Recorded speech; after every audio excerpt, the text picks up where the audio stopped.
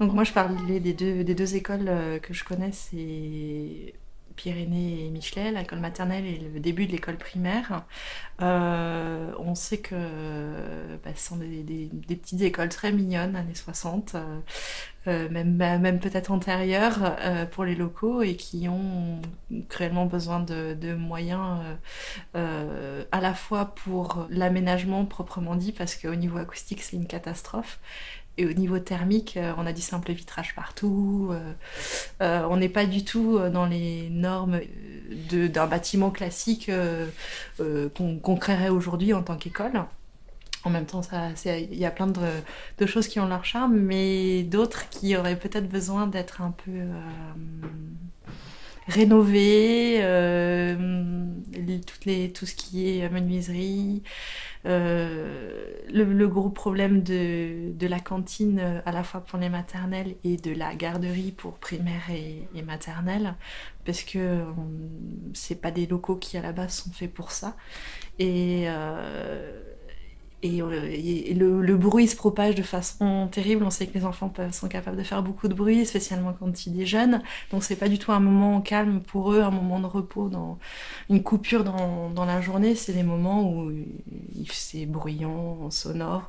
Ça doit être désagréable aussi pour les gens de cantine. Ouais. Ça doit être quelque chose à supporter.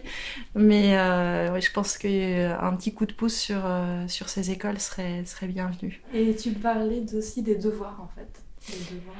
Alors, voilà, il y a peu, on a eu un petit mot dans le cahier de correspondance avec le maître, qui en soi se comprend tout à fait, c'est-à-dire nous tenons à attirer l'attention des parents sur le fait que l'étude est une étude surveillée et non dirigée. C'est-à-dire qu'en CP, ils font leurs devoirs de façon surveillée, mais qui n'ont pas suffisamment les moyens pour aider les enfants dans les devoirs. Et c'est vrai qu'il y a des petits enfants de 6 ans qui sont pas un peu pris par la main pour faire leur lecture ou apprendre leur dictée ou leur poésie, c'est un petit peu dommage. Et je pense que les maîtres et maîtresses font leur possible, mais comme ils sont trop nombreux, ils peuvent pas suivre chacun. Et donc du coup, c'était clairement un appel du pied pour dire refaites faire les devoirs après. Voilà, donc ils sortent de l'étude, ils n'ont pas fait leur devoir. Surtout en classe de CP, ils peuvent pas Ouais. tout seuls. Sachant que souvent, quand ils rentrent de l'école, on n'est pas très loin du dîner et du coucher, donc on n'a pas non plus... si on les laisse à l'étude, c'est aussi pour ça.